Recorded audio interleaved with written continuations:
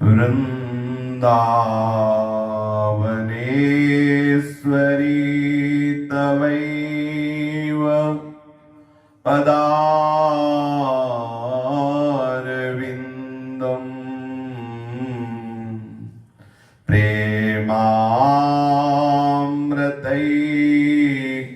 प्रेमामृतैकमकरन्द रसौघपूर्णम्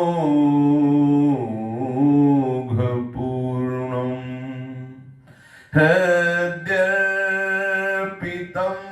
मधुपते स्मरतापमुग्रम्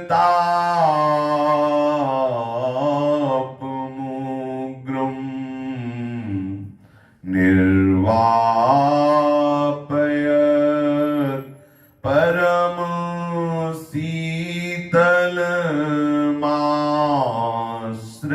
परमशीतलमाश्रयामि निर्वापयत् परमशीतलमाश्रयामि। श्रीमद् श्री वृंदावन धाम की जय। श्री वृंदावन श्री वृंदावन श्री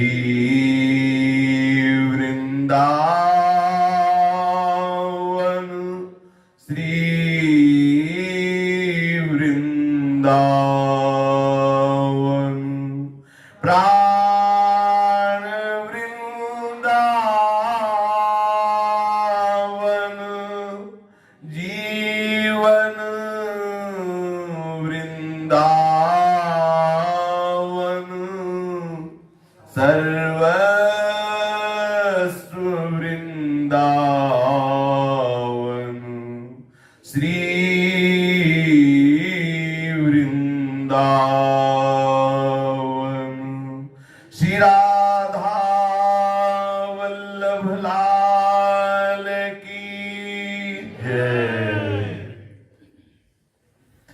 भक्तन के शुभ गुण चरित जो सुनी है चितलाए, ताके भक्ति बढ़े घनी अरु हरि हो ही सहाय। अजहू सोच विचारी के गही भक्तन पद ओट, हरि कृपालु सब पाछिली क्षमी है तेरी खोट। हरि कृपालु सब पाछिली क्षमी है तेरी खोट।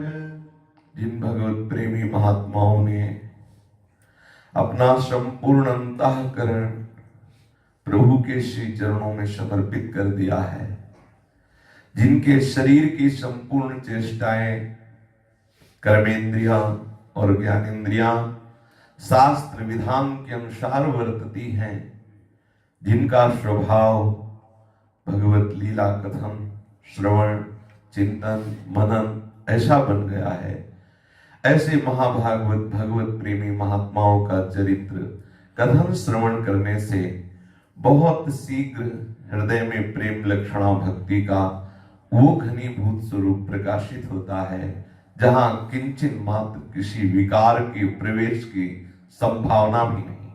जैसे भुने हुए बीज में कितना भी जल और खाद लगाया जाए वो कभी अंकुरित नहीं हो सकता। ऐसे जिसके मन बुद्धि चित्त अहम में भगवत प्रेम का स्फुरण हो जाता है, प्राकृत वासनाओं की सामर्थ्य नहीं कि उसमें कामना पैदा कर सके। नहीं स्वात्मा रामम विषय मृगदृष्णाम भ्रमयति। जो आत्माराम पुरुष हैं वे विषय भोग रूपी मृग तृष्णा में कभी भ्रमित नहीं होते। जो भगवत प्रेमी महात्माओं के चरणों का आश्रय ले लेते हैं, भगवत प्रेमी महात्माओं की अनुभूत वचनों का चिंतन मनन करके अपने जीवन में अर्थात अपने आचरण में वैसा ही बर्ताव करते हैं जैसा उनके आदेश है, उपदेश है, तो निश्चित इस दुरंत मोह के जाल में फांसने वाली माया पर वो विजय प्राप्त कर लेते हैं। पूज्य श्री राधा बाबा के अमृतमय वचन, बाबा कहते हैं जिनसे आपका वास्तविक संबंध है, नित्य संबंध है, उनको तो आप भूल चुके हैं। अपना वास्तविक संबंध है श्यामा श्याम से, अपना नित्य संबंध है श्यामा श्याम से। ये झूठे संबंध, ये अनित्य संबंध हमने मान रखे हैं। अनादि संस्कारों के कारण, अनंत जन्मों की आसक्ति के कारण जिनसे हमारा संबंध है, जिनसे हमारा नित्य संबंध है, हम उनको भूल गए हैं। ये जो मिथ्या है, जो माया का खेल है, जिससे वास्तविक अपना कोई संबंध नहीं है, केवल कुछ वर्षों से हम उनको अपना मान रहे हैं, हम उस संबंध को मुख्य बना लिया और जो हमारा नित्य संबंध, शाश्वत संबंध है, मुझसे भूल गए। कुछ वर्ष पहले तो हम इनको जानते भी नहीं थे कि ये कौन है। ध्यान दीजिए, ये महापुरुषों के वचन है, यदि इसका चिंतन मनन करेंगे तो माया मल का नाश कर देने वाले हैं, मोह का नाश कर देने वाले हैं।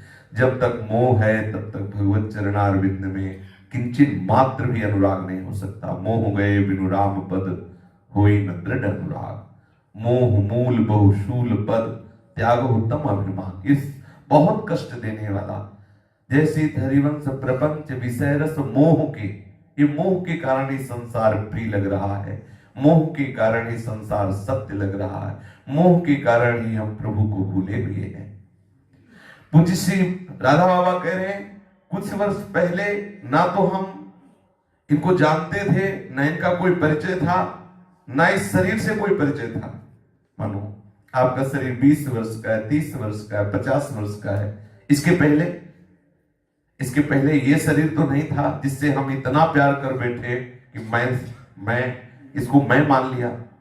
इसके पहले दूसरा नाम था आपका, इसके पहले दूसरा शरीर था आपका, इसके पहले दूसरा परिवार था आपका।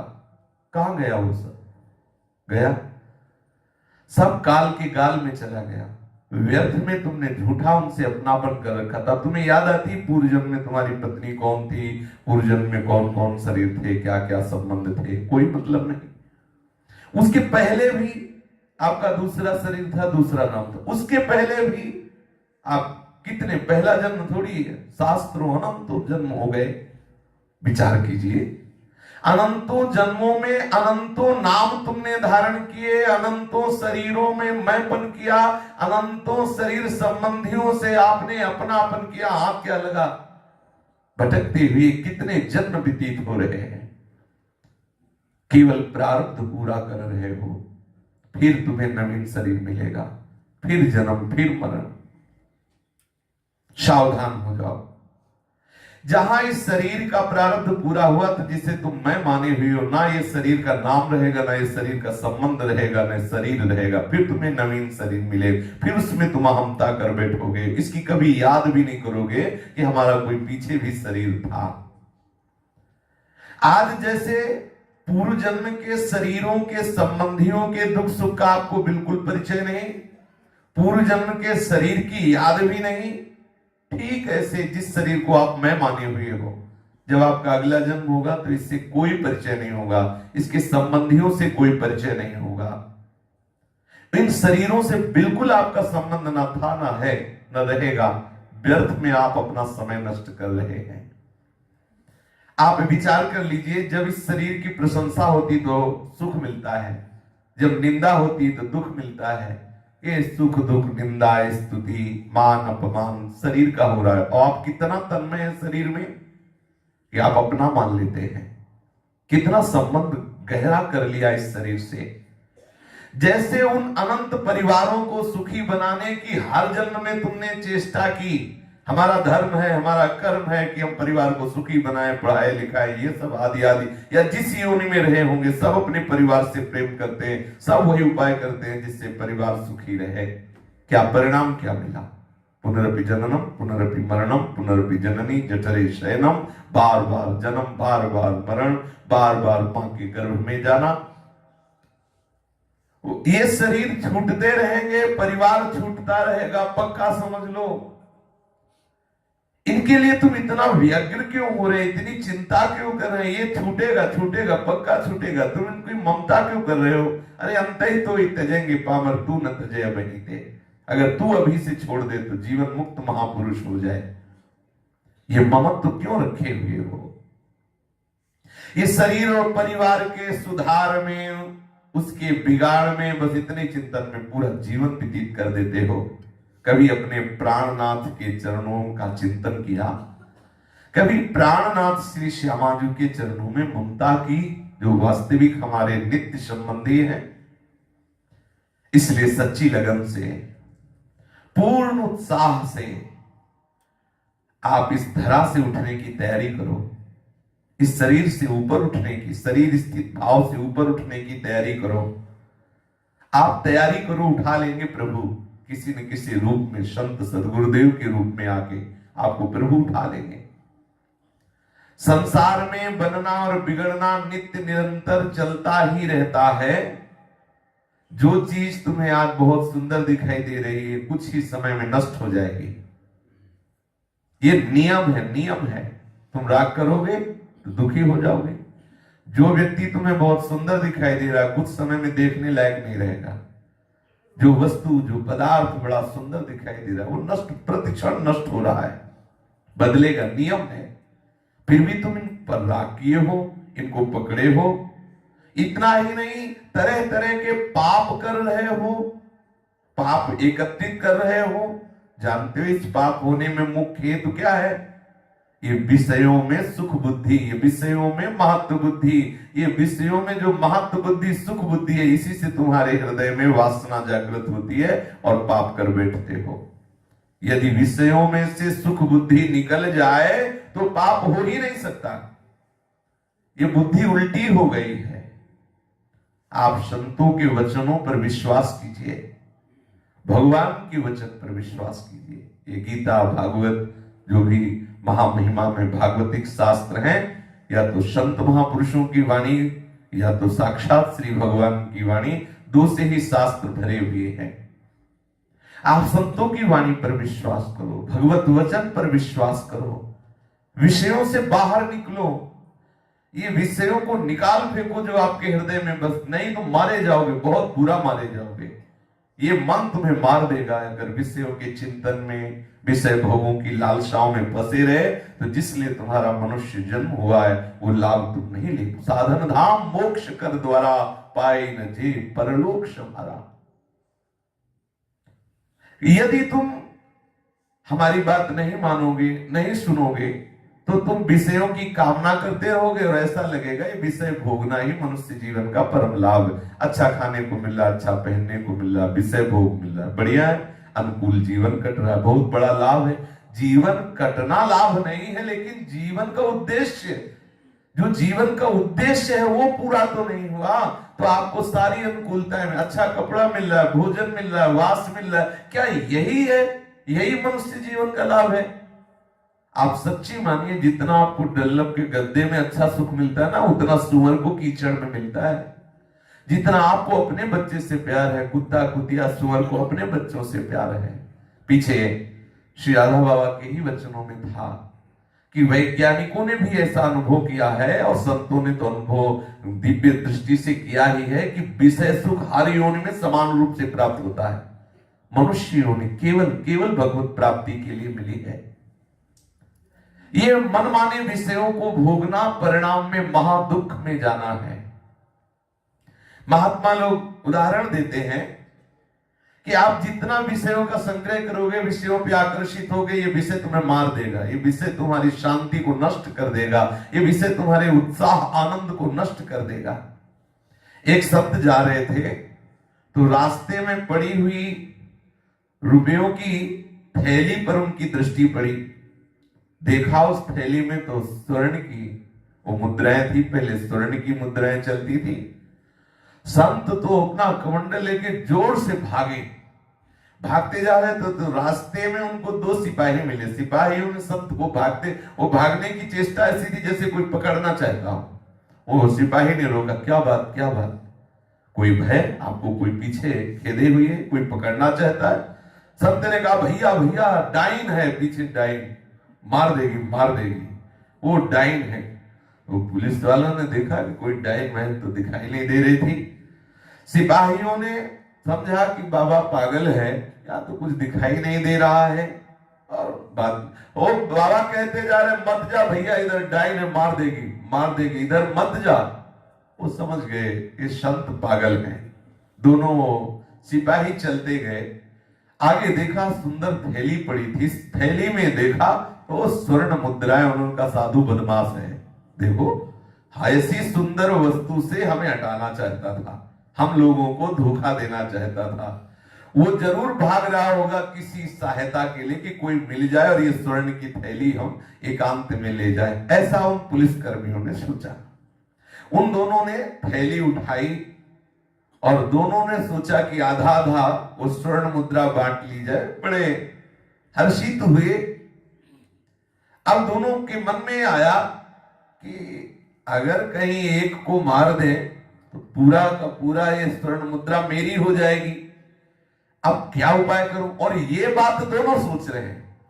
ये दोनों के पहले आया कि आधा आधा बांट लें, फिर दोनों के मन में आया कि एक दूसरे की प्रति की अगर एक मर जाए तो पूरी स्वर्ण मुद्राएं मेरी हो, ऐसा दूसरे ने भी सोचा। दोनों ऐसा सोच ही रहे थे कि मेरा साथी यदि मर जाए तो सब धन का स्वामी मैं बन जाऊं। अब वो पुलिसकर्मी थे, दोनों के पास बंदूक थी, बंदूक में गोली भी थी, बस चलाने की बात थी। अब वो सोच रहा है कि कैसे मारूं, कैसे कैसे व्यवहार ऐसा करूं जिससे मरे दोनों एक दूसरे के प्रति। एक ने विधान बनाया और उसने कहा, देखो भाई स्वर्ण मुद्राएं तो मिली गई हैं, नजदीक में ही शहर है, मैं जाता हूं वहां से पहले अच्छा अच्छा भोजन लाता हूं, मिठाई और सब, और बैठ के अपने लोग पाते हैं, फिर जो है स्वर्ण मुद्राएं आधी आधी बांट लेते हैं और अपने घर चलते हैं। उसने कहा ठीक है। अब जो मिठाई लेने गया उसने विचार किया कि इस मिठाई में मैं तो अच्छी अच्छी मिठाई खाऊंगा और उसमें जहर मिला दूंगा, मेरा साथी मर जाएगा, पूरा धनी मैं बन जाऊंगा। दूसरे ने विचार किया कि उसके आते ही उसे गोली मार दूंगा, मिठाई भी खाऊंगा और धन लूंगा और चला जाऊंगा। वो अपनी गोली भर के तैयार रखा। जे भी उसका साथी मिठाई में खूब जहरीला संख्या मिला करके लौटा। दूसरा जो उसका साथी था, जे देखा नजदीक है, सीधे गोली मार दी, वो तो मर गया। अब वो आनंद से खूब प्रसन्न होकर सारी मिठाई पाई और वो भी मर गया। थैली जहां थी वहीं की वहीं पड़ी है, दोनों वहीं पड़े, ज्यों की त्यों पड़े। संत जो भागते हुए गए थे तो उनके मन में आया कि देखे डाइन ने खाया कि नहीं खाया किसी को। लौट के आए तो दोनों सिपाही हुए, उन्होंने कहा देखो डाइन खा गई, दोनों को खा गई, ये खा गई। देखो ये उदाहरण के रूप में बताया, असल में ठीक यही संसार का दृश्य है। भोग की कामना ही सबका नाश करने वाली है। ये सुख पाने की आशा, धन से सुख पाने की आशा, शरीर से सुख पाने की आशा, नाना प्रकार के शब्द स्पर्श रूप रस गंध भोगों से सुख पाने की आशा का मतलब है दुख। पक्का समझ लो, आपका स्वरूप सुख राशि है, आप जिनके अंश हैं वो महाआनंद समुद्र हैं। आप अपने स्वरूप या अपने स्वामी को भूल करके यदि शब्द स्पर्श रूप रस गंध प्राकृतिक भोगों में सुख चाह रहे, ये मूढ़ता है, ये तुम्हारे नाश का कारण होगी, ये तुम्हारे जन्म मरण का कारण होगी। दुख, मृत्यु, अशांति यही तुम्हें हाथ लगेगा और कुछ नहीं। इतना मोह बढ़ गया है कि सब संत महापुरुष शास्त्र समझा रहे लेकिन समझ में नहीं आ रहा। आप थोड़ा प्रभु को याद कीजिए, प्रभु के सामने भी आप जाते हैं तो उनसे भी विषय मांगते हैं, उनसे भी भोग मांगते हैं, उनसे भी संसार मांगते हैं। कैसी विचित्र स्थिति है। अतएव हमेशा ये याद रखें, विषयों में लेस मात्र भी सुख नहीं है। यदि सुख पाना चाहते हो तो एकमात्र प्रभु में है। प्रभु को पकड़ो, सब छोड़ो, प्रभु को पकड़ो। यदि पकड़ सको तो जीवन का परम लाभ है। प्रभु को पकड़ लो, उनको अपने मन में भर लो, उनको अपने चिंतन में भर लो, नाम रूपी धन एकत्रित कर लो। मृत्यु के आने के पहले ऐसी स्थिति ले आओ कि किसी भी स्थिति में अपने प्रीतम प्रभु का विस्मरण ना हो। ये सब काम बहुत जन्मों में करते रहे, एक काम नहीं किया, भजन नहीं किया। इस जन्म में भजन कर लो। आप थोड़ा मोह राज्य से ऊपर उठो, उसके लिए तुम्हें कुछ तैयारी करनी पड़ेगी। मैं तुम्हें कुछ सूत्र बता रहा हूं जो तुम्हें मोह राज्य से ऊपर उठा देंगे। पहला, काम भर बोलो, अर्थात उचित बोलो। शेष समय जागने से सोने तक मशीन की तरह दीप को चलाओ भगवान नाम लेने के लिए। कम से कम बोलकर काम चलाओ, हर समय नाम उच्चारण करते रहो।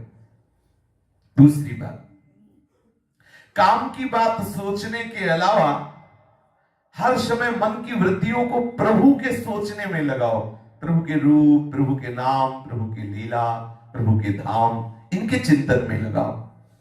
तीसरी बात, जीवन निर्वाह के लिए जो भी चेष्टा करो वो शास्त्र के अनुकूल होनी चाहिए, न्याय विरुद्ध नहीं होनी चाहिए, धर्म विरुद्ध नहीं होनी चाहिए। जो न्याय विरुद्ध, धर्म विरुद्ध, दुखद, हिंसा पूर्वक कमाई की जाती है वो कभी तुम्हें शांति नहीं प्रदान होगी, कभी तुम्हें चैन नहीं लेने देगी, कभी तुम्हारे हृदय में पवित्रता नहीं आने देगी। सच्ची कमाई का जो पैसा होगा ना वो तुम्हें शांति प्रदान करेगा, तुम्हें उत्तम बुद्धि प्रदान करेगा। ये परिवार का भरण पोषण सोचते हो कि पाप की कमाई करके हम अच्छे से कर लेंगे, बिल्कुल गलत बात। बहुत क्लेश, अशांति देता है अधर्म का धन। आप इतना समझ लीजिए, यदि ईमानदारी से आप कमाएंगे, धर्म से कमाएंगे तो थोड़ा मानना कि रूखा सूखा मिलेगा। और यदि आपको रूखा सूखा पा करके शांति मिल रही है, स्वस्थ हो, आनंद हो, तो बोलो कैसा। और शरीर रोगी, मन अशांत, नाना प्रकार की क्लेश चिंताएं, बोलो वो कैसा जीवन। अच्छा, एक एक कण में मोहर लगी इस सृष्टि के कि किसको कब कहां पाना है। आपके पास अरबों रुपया यदि लिखा है आपके प्रारब्ध में कि जौ की रोटी केवल उबली हुई घिया से पाना है, तो जीवन भर केवल वही पाना, चाहे तुम सोने के गद्दे में लेटो, आपको पाना वही है। और अगर प्रारब्ध में लिखा रोज गुलाब जामुन, रबड़ी, रसगुल्ला, तो वो पैर भी पूजवा, दक्षिणा भी मिले और रोज रबड़ी रसगुल्ला मिलना है। सेठ जी को वो चोकर की रोटी और घिया में डुबो के पाना है। ऐसा एक एक कण में बिल्कुल बेपरवाह हो, धर्म से चलो, भले दुखद परिस्थिति लग रही हो लेकिन वो आनंद प्रदान करने वाली है। जगत नियंता प्रभु ने समस्त जगत के भरण पोषण का शरीर होने के पहले विधान बना दिया है। उसके लिए क्या चिंता करना, उसके लिए क्या पापाचरण करना, क्या धर्म करना। देखो, तुम्हारे पास भी जो वस्तु है, धन है, अन्न है, उसमें जिन जिन का प्रारब्ध होगा वो ले जाएंगे, चाहे जितना तुम ताकते रहो। अतिथि बन के आएंगे, रिश्तेदार बन के आएंगे, वो ले जाएंगे आपका, क्योंकि मौका है, उनका विधान है, उनका अधिकार है, उसमें वो ऐसा बना देंगे। यदि 7 व्यक्ति आ जाए और खाद्य सामग्री आपके पास कम है और 7 को पवाना है, तो भले थोड़ा थोड़ा हो, उनको पाना होगा, आपको पवाना होगा और वो ले जाएंगे, वो पा जाएंगे, क्योंकि उसमें उनका विधान है। आप ऐसे रहिए, जहां जहां आपका विधान होगा वो आ जाएगा आपके पास। अधर्म क्यों करते हो, पापाचरण क्यों करते हो, म्लान क्यों होते हो। आनंद का अनुभव करो प्रभु के हर विधान में। आप निश्चित समझो, प्रतिकूल से प्रतिकूल, अत्यंत प्रतिकूल जो तुम्हारे प्रति व्यवहार कर रहा है, तुम कभी उससे द्वेष मत करना। उसके हृदय में अपने प्राणनाथ को देखकर हंसना कि प्राणनाथ, आप हमसे प्रतिकूलता की लीला कर रहे हो। आप देखना, बाहर से यदि थोड़ी मलिनता भी रहेगी पर आपका हृदय बहुत आनंदित रहेगा। जैसे कोई आपसे प्रतिकूल व्यवहार कर रहा, आप अंदर से विचार करें, हे मेरे प्राणनाथ, हे मेरे प्रीतम, आप ये प्रतिकूल व्यवहार कर रहे हैं, आप ही तो हो, तो थोड़ा तो आपको ऐसा लगेगा कि प्रतिकूल व्यवहार क्यों, लेकिन आपका हृदय आनंदित होगा, आपका भजन नहीं रुकेगा। प्रत्येक घटना में अपने प्राण प्रीतम प्रभु का हाथ देखिए, भीतर से अनुभव कीजिए, अंतर हृदय से विश्वास कीजिए, चाहे कितनी भयानक घटना क्यों न हो, उसमें आपके इष्ट का हाथ है। जब इष्ट का हाथ है तो अमंगल कैसे हो सकता है, परम मंगल होगा। किसी से कभी रूखा मत बोलो। लोग कहते हैं कि सुधार तभी होता है जब हम गुस्सा करते हैं, ये भ्रम है। गुस्सा करने से आपका भी स्वभाव बिगड़ता है, सामने वाले के ऊपर प्रभाव नहीं पड़ता।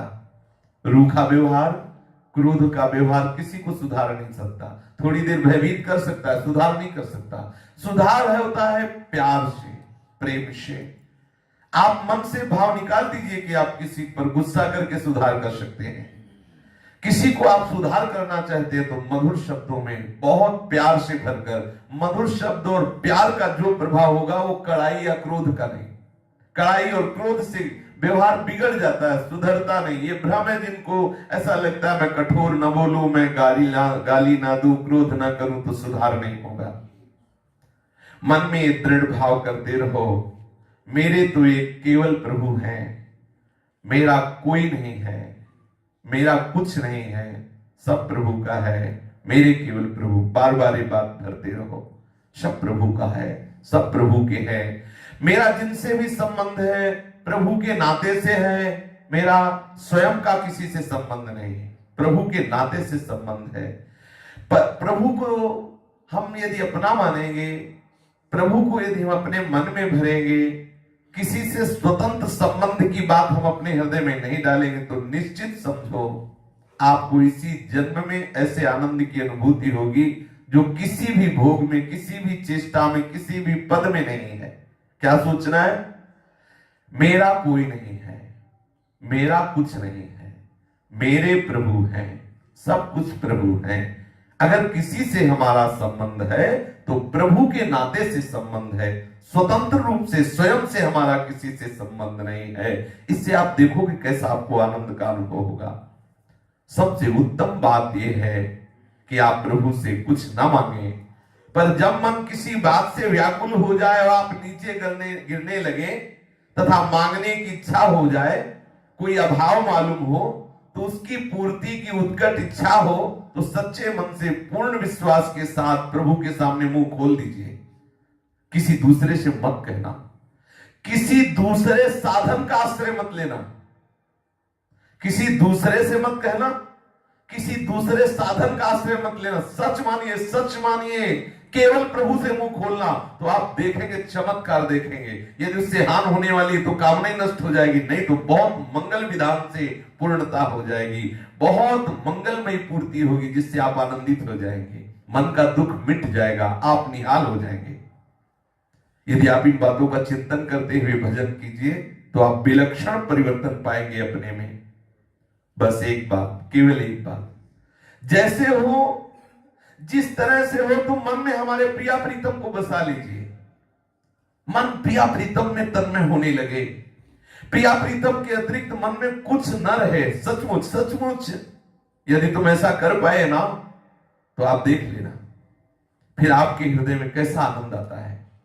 एक भक्त का पद है, वृंदावन बसी यह सुख लीजै, वृंदावन बसी यह सुख लीजै, सात समय की महल टहल बिनु एक छिन जान नदी जय, सात समय की महल टहल बिनु एक छिन जान नदी जय, वृंदावन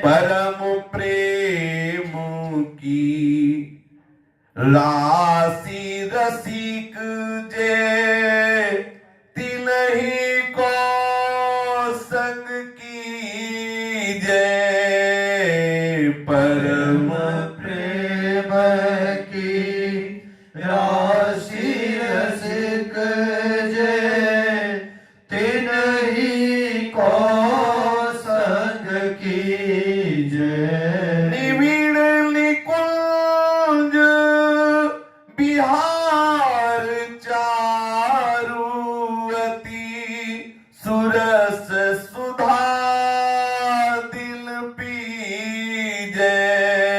निविड़ निकुंज बिहार चारु अति सुरस सुधा दिन पीजे। वृंदावन बसी ये सुख लीजे। वृंदावन बसी यह सुख लीजे। और भजन साधन में मिथ्या कबहू कान न छीजे।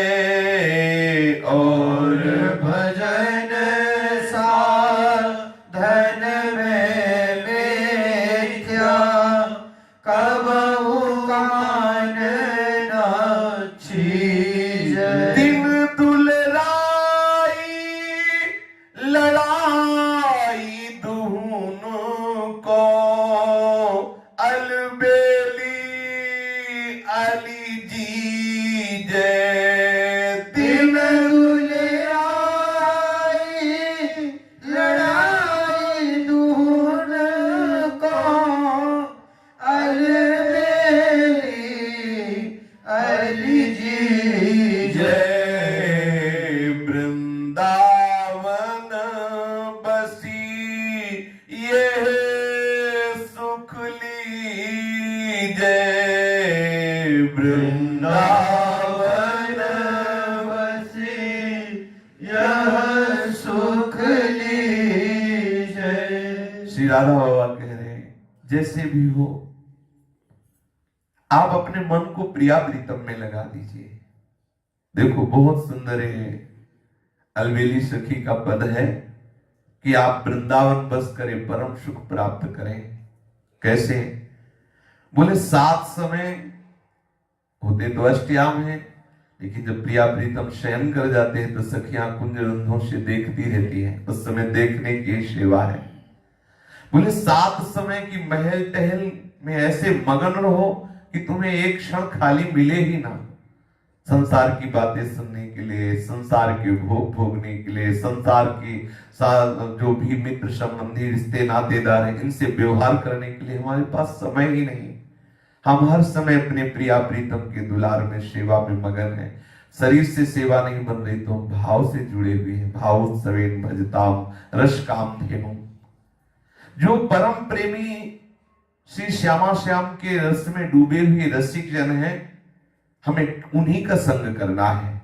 परम प्रेम की रास रसिक जे तिन्हीं को संग कीजिए। और उन रसिकों के संग से निविड़ निकुंज बिहार चार्यत सुरस सुधा दिन पीजे।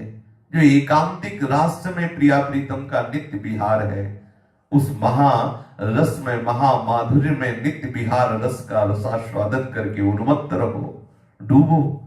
शुद्ध नावे न शरीर की न संसार की।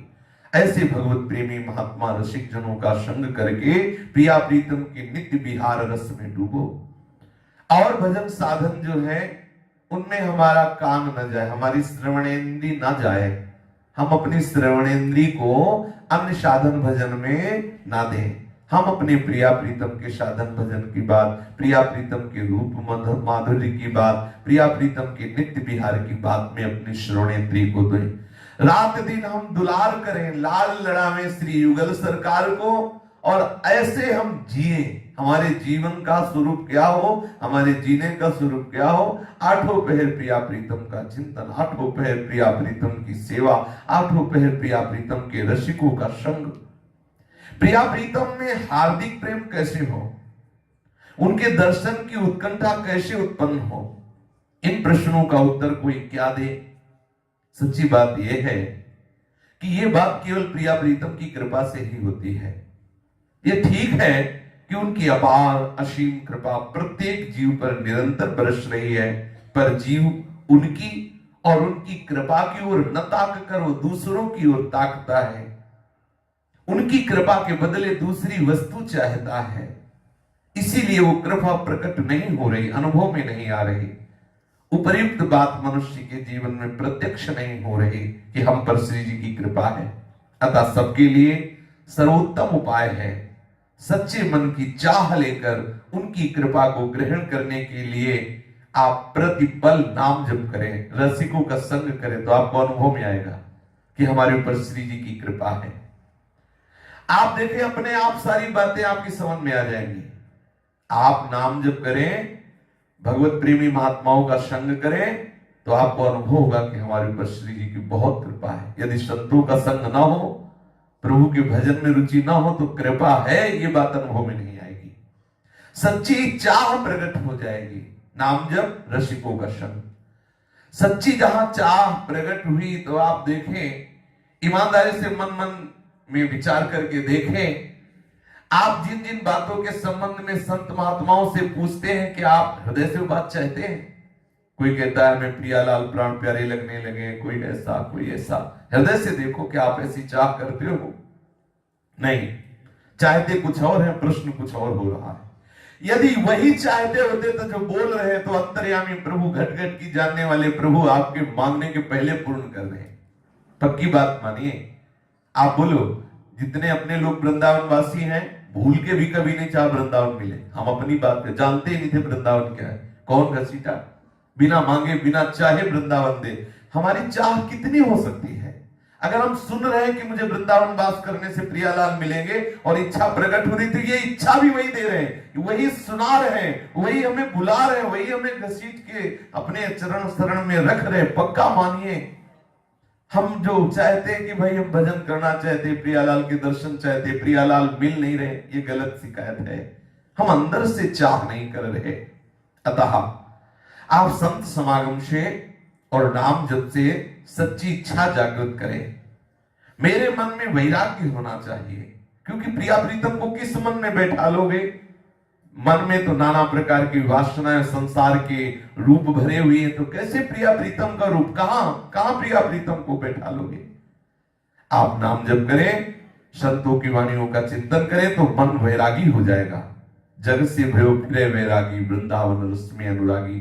प्रिया प्रीतम की आपको कृपा का अनुभव होगा। प्रिया प्रीतम के दर्शन की प्रबल उत्कंठा जागृत हो जाएगी। आप सच्ची मानिए, सब काम बन जाएगा। केवल आप नाम जप कीजिए, रसिकों का संग कीजिए, तो सच्ची चाह प्रकट हो जाएगी। ऐसा पूज्य श्री बाबा राधा बाबा के अमृतमय वचन। अब श्री राधा बाबा के पावन चरित्र का श्रवण करते हैं। राधा बाबा भाई दृश्य हमान प्रसाद पोद्दार जी, चिम्मन लाल गोस्वामी जी, बड़े बड़े कई भगवत प्रेमी महात्मा विराजमान हैं, और उनके बीच में गोपी प्रेम की चर्चा हो रही है।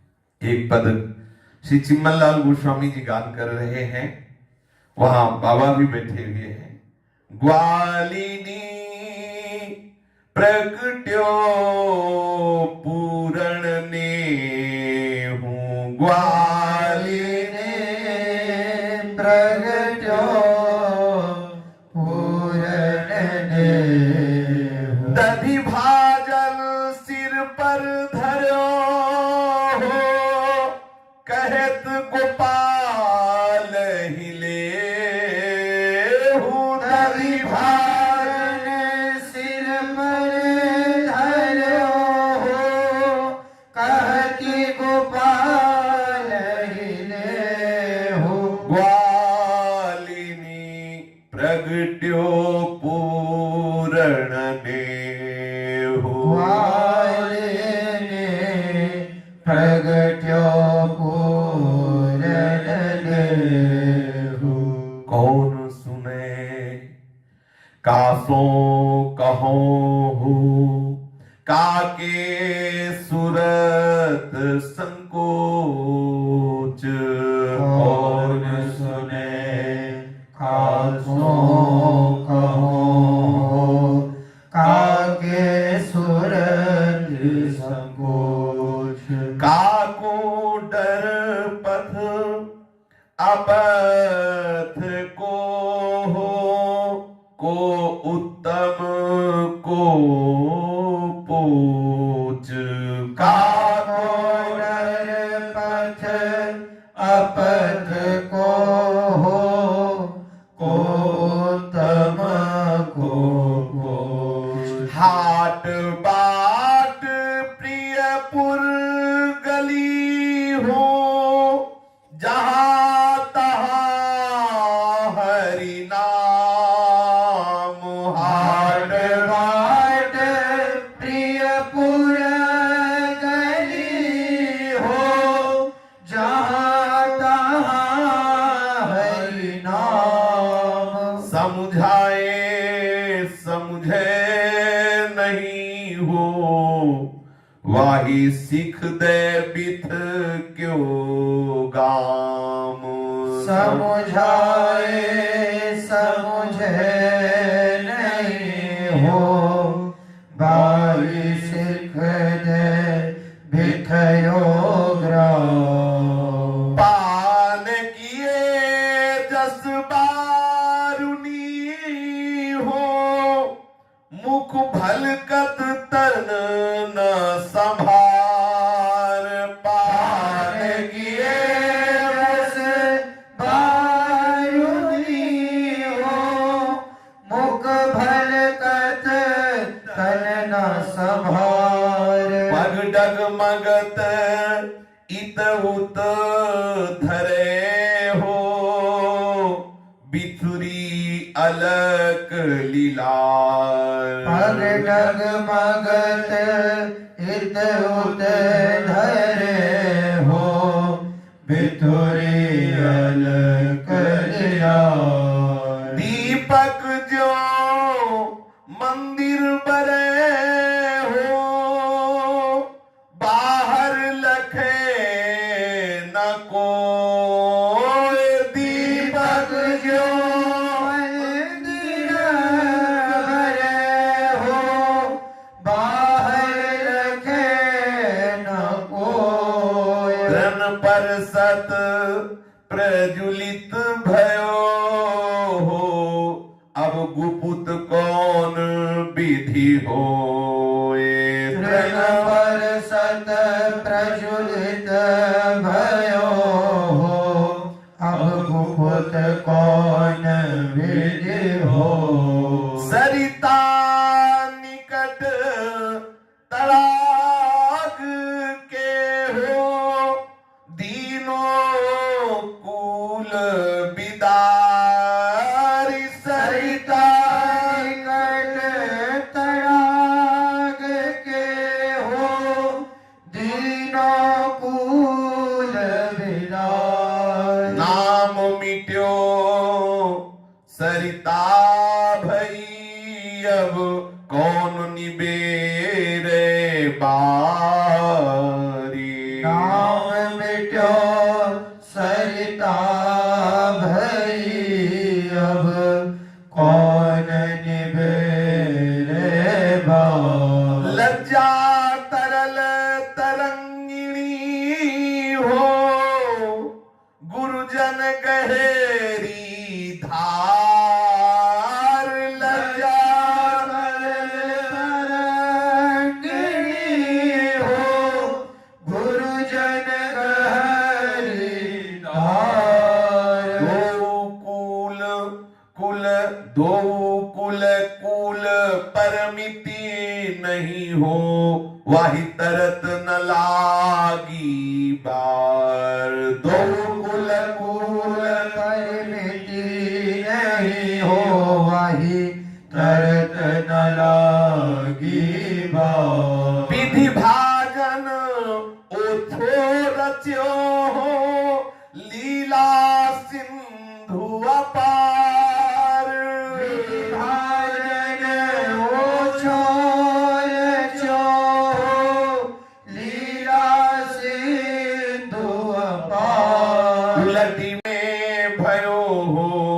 अब कौन निकासन हार।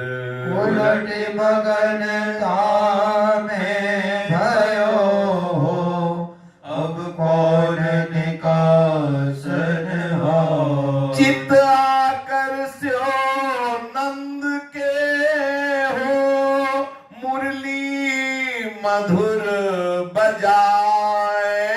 चित आकर्षो नंद के हो, मुरली मधुर बजाए। जेहि लज्जा जग लाजयो हो, सो लज्जा गई लजाए।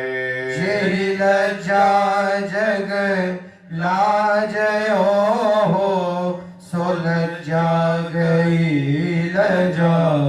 प्रेम मगन ग्वालिन भई हो, सूरदास प्रभु संग।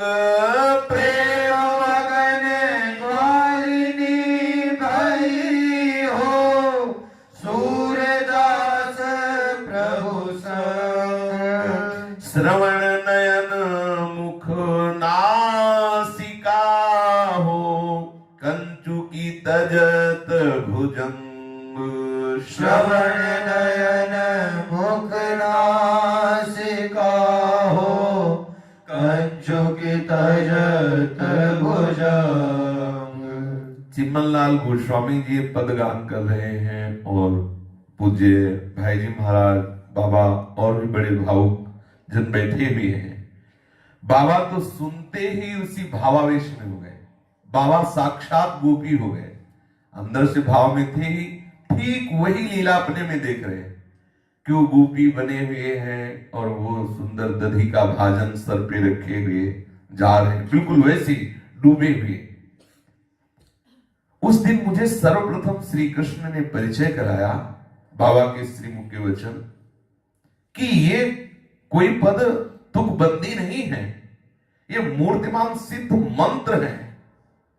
अनेकों बार बाबा ने अपने जीवन में ये जो रसिक महापुरुषों के आचार्यों के पद हैं, इनकी साक्षात लीला का अनुभव किया। बाबा ने स्वयं जैसे जो पद चल रहा है उसी लीला में डूब गए, देखा कि वो लीला सच्चिदानंद घनमयी उन महापुरुषों ने देखा है, तब वो पद, ये पद कोई तुकबंदी नहीं, बाबा ने दर्शन किया पद का। बाबा इस लीला का अनुभव किया और वर्णन किया।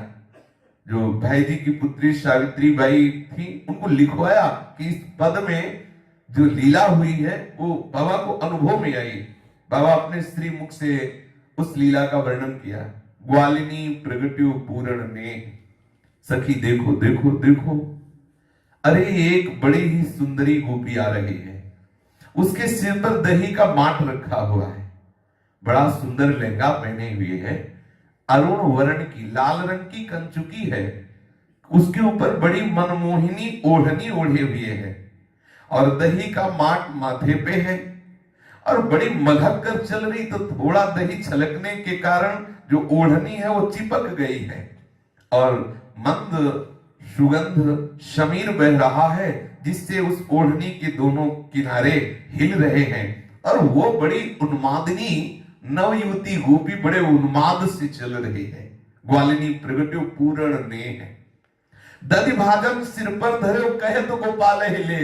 आहा आहा, कितना सुंदर स्वरूप है, कितनी सुंदर गोपी है, नव किशोरी है, सुंदर पोशाक धारण किए हुए, नेत्र ऐसे उन्मत्त हो रहे हैं, ऐसा लगता है जैसे वारुणी इसी पद में आ गया, ऐसा लगता है कोई विचित्र प्रकार की मदिरा पिए हुई है, ऐसे उसके नेत्र। क्यों? क्योंकि श्याम सुंदर उसके नेत्रों में बसे हुए हैं। वो उन्मादनी प्रेमोन्मादनी गोपी दधी भाजन सिर पर रखे हुए और दही बेचने के लिए आई और भूल गई कि मैं दही बेचने के लिए आई और कह रही गोपाल ले लो, कोई गोपाल ले लो, कोई गोपाल ले लो। कौन सुने कासो कहो काके सुरत सकोच, काको डर पथ अपथ को उत्तम को पोच। देखो देखो, गोपी के जो प्रियजन है उसके पीछे पीछे दौड़ रहे और कह रहे, अरे बावरी सुन सुन, पर गोपी को तो होश ही नहीं है। गोपी के परिजन कह रहे हैं कि तू सुन, ये लोग हंसी क्यों करवा रही है, तू दही बेचने आई और कह रही गोपाल ले लो, गोपाल ले लो, गोपाल ले लो। पर गोपी को तो कुछ सुनाई ही नहीं दे रहा है। गोपाल गोपाल गोपाल यही उसके मुख से निकल रहा है। कोई कृष्ण ले लो, कृष्ण ले लो। ओ, इस गोपी के कृष्ण नाम में, गोपाल नाम उच्चारण में कितना प्रेम है कि जो सुनता है वो वशीभूत हो जाता है। आहा, उस नाम का प्रभाव पड़ा कि जो परिजन कह रहे थे कि सुन तू बोल क्या रही है, वो भी बोलने लगे कृष्ण कृष्ण, और उनमें भी जड़ता का संचार हो गया। वो एक कदम उस गोपी के समीप नहीं आगे बढ़ पाए और कृष्ण कृष्ण कहते शिथिल हो गए। अब वो तो हाट की ओर चल रही है गोपी। हाट बाट प्रियपुर गली, जहां तहां हरि नाम, समुझाए समुझे नहीं, जाय सिख दे बिथ क्यों ग्राम। अब वो गोपी तो मलकती हुई, बावरी हुई, श्याम सुंदर का नाम उच्चारण करती हुई श्याम सुंदर में डूबी हुई चल रही। जब युवतियों ने देखा, एक युवतियों के दल ने, ये तो बड़ी उन्मादनी है, आश्चर्यचकित होकर उस युवती से गोपी ने कहा, जो गोपी उन्मत्त हो रही उससे कहा, अरे तुझे पता नहीं तू अपने कुल में कलंक हो रही है, तू किसका नाम ले रही, तू कृष्ण कृष्ण बुला रही, कह रही कृष्ण ले ले, गोपाल ले ले, ये क्या तू बोल रही पहले समझ। किंतु गोपी के कान में ये सीख तो अब जाने से रही। उसको तो भान ही नहीं कि मैं कौन हूं, कहां हूं, क्या कह रही हूं। एक वयस्का युवती आगे बढ़ करके उसे रोकना चाहती, पर ये क्या हुआ, जे हुई उस वयस्का गोपी ने उस उन्मत्त गोपी को छुआ, तो गोपी को छूते ही उसके शरीर में प्रेम का कंपन होने लगा और वो भी बोलने लगी गोपाल गोपाल कृष्ण कृष्ण, और उसका शरीर कंपायमान हो। अब तो उसकी हिम्मत नहीं कि आगे बढ़ सके। वो सोच रही थी मैं रोकती हूं इसको आगे बढ़ने से, और वो गोपी पूर्व की ओर चली जा रही है, राजपथ से नहीं, उस वीथी से जो कलिंद नंदिनी श्री यमुना जी की ओर जाती उसे सुधी नहीं है। और उस गोपी के घर के जो परिवार के हैं वो रोकने की चेष्टा कर रहे हैं, लेकिन गोपी को सुनाई नहीं दे रहा, और गोपी तो पुकार रही है गोपाल ले लो, गोपाल ले लो, कृष्ण ले लो। अब देखो देखो, वो गोपी यमुना के उस अर्धवृत्ताकार मोड़ पे आ गई है। एक उज्जवल वसना युवती उसके सामने खड़ी हो जाती है और कहती, मैं अब देखती हूं कि तू कैसे आगे बढ़ती है, तुझे सुध नहीं है, तू किधर जा रही है। कर्कश स्वर से उस गोपी ने उस गोपी को रोकना चाहा जो उन्मत्त गोपी है, किंतु ये क्या हुआ, उस उज्जवल वसना युवती ने जो ही उस गोपी को रोकने की चेष्टा की और आह भरकर उस गोपी के मुख से निकला गोपाल कृष्ण। तो ये मुख से निकले हुए नाम का ऐसा प्रभाव हुआ कि वो सामने वाली गोपी जो रोकने के लिए बढ़ रही थी कि तुम लोग नहीं रोक पाए, देखो मैं रोकती हूं, वो भी रटने लगी कृष्ण कृष्ण गोपाल गोपाल गोपाल। अब तो देखो, एक श्वेत वस्त्र धारण की हुई वयोवृद्धा गोपी आई और कहती, तुम सब नहीं रोक पाई, मैं रोकती हूं इस बावरी गोपी को। उसने कहा, अरे बावरी तुझे पता है 7 दिवस हो गए तुझे ऐसे भटकते हुए, गोपी को सुध नहीं, 7 दिन रात हो गई वो ऐसे मटका लिए, कोई गोपाल ले ले, कोई कृष्ण ले ले, कोई गोविंद ले ले। इसीलिए बड़े बड़े परमहंस गोपियों की चरण धूलि माथे पे, ऐसी श्री कृष्ण प्रेम की उत्तम अवस्था, शरीर की शुद्ध नहीं है, केवल कृष्ण कृष्ण कृष्ण हर समय। तेरी ऐसी दशा तुझे पता है, अरे मेरी बेटी तुझे 7 दिन 7 रात हो गए मटका लिए हुए, हर जगह गोपाल गोपाल ले लो, गोपाल रोकने के लिए प्यार भरे वचन बोल रही, और वो बावरी गोपी कृष्ण कृष्ण कृष्ण ले लो ऐसा कहे कि जिधर से वो समझाने के लिए आ रही थी उधर पीठ किया और दूसरी दिशा की ओर चल पड़ी। और आंखों से आंख मिलते ही एक नवीन प्रभाव पड़ा उस वयोवृद्धा गोपी के कि उसके झरझर आंसू चलने लगे और वो भी बोलने लगी कृष्ण कृष्ण कृष्ण। अब तो किसी की हिम्मत नहीं पड़ रही कि उस उन्मत्त गोपी के समीप जाए, क्योंकि जो समीप जाएगा वो रोगी हो जाएगा, अर्थात वो भी वैसे ही बावरा हो जाएगा। अब वो वृद्धा गोपी भी गोपाल गोपाल कृष्ण कृष्ण चिल्लाती इस गोपी के पीछे दौड़ी जा रही। कैसी विचित्र प्रभाव वाली वाणी, कैसी विचित्र प्रभाव की दृष्टि, कैसे विचित्र प्रभाव है इस गोपी के अंग में। जो छूता है, जो देखता है, वो कृष्ण प्रेम में मतवाला हो जाता है। अब देखो, एक गोपियों का दल आया और घेर लिया उस गोपी को और समझाने लगे। दल में जो सबसे बड़ी चतुर्शयानी थी, उसने कहा, अरे तू सोच तो सही, इससे तेरा लोक परलोक सब नष्ट हो रहा है। दूसरी ने कहा, अरे बावरी, पथ कुपथ अर्थात मार्ग और बेमार्ग को तो तू समझ, कहां तू जा रहा, ना लोक परलोक की तुझे सुध है, ना पथ कुपथ की तुझे सुध है। तीसरी ने कहा, तू कितनी शयानी थी, तेरा कितना ऊंचा जीवन था, तेरे सद्गुणों की चर्चा तो पूरे गांव में होती थी, ब्रज में होती थी, और ये कृष्ण कृष्ण गोपाल गोपाल, इसने न जाने क्या कर दिया तेरे ऊपर जादू। बस वो उस गोपी को समझाने की चेष्टा ही कर रही थी कि उस गोपी की दृष्टि पड़ी इन तीनों समझाने वाली गोपियों पे। अब न जाने क्या जादू हुआ कि वो गोपी तो उस गोपी के चरणों में गिरी और चरण छूते ही वो मूर्छित हो गई, जो समझाने आई थी। अब उस दल में किसी का भी साहस नहीं हो रहा है कि वो उस गोपी को पूछे, उस गोपी को छुए, उस गोपी को उपदेश करे। अब जितनी समझाने आई, सबकी आंखों में आंसू है, सबके मुख से कृष्ण नाम है, सबकी पलकें चलना बंद हो रही है, ऐसी अलौकिक दृष्टि। अब उस दल में जो सबसे गंभीर शांत प्रकृति की है, अब वो कह रही है अपने दल से, देखो इसको छेड़ने से कोई लाभ नहीं, इस बावरी को तो अपने तन की शुद्धि नहीं है, फिर संकोच, लोक परलोक, पद कुपथ का कौन सा ऊंच नीच का भाव, इसको तो शुद्धि नहीं बेचारी को। देखो देखो, इसके रोम रोम में, इसकी दृष्टि के कण कण में केवल नीलमणि श्याम सुंदर विराजित है। सारा गांव इसे समझाकर थक चुका है। अब तुम इस व्यर्थ के प्रयास से विरत हो जाओ, इतना ही कह सकी। और वो रमणी न जाने उसे भी क्या हुआ, वो भी गोपी के, उसी गोपी के जो उन्मत्त गोपी है, उसके चरणों में गिरी और मूर्छित हो गई। और वो गोपी गोपाल ले लो गोपाल ऐसी उच्च ध्वनि करती हुई यमुना की कुलवर्तीता, जो किनारे तमाल के वृक्ष हैं, उनके बीच में जा रही है।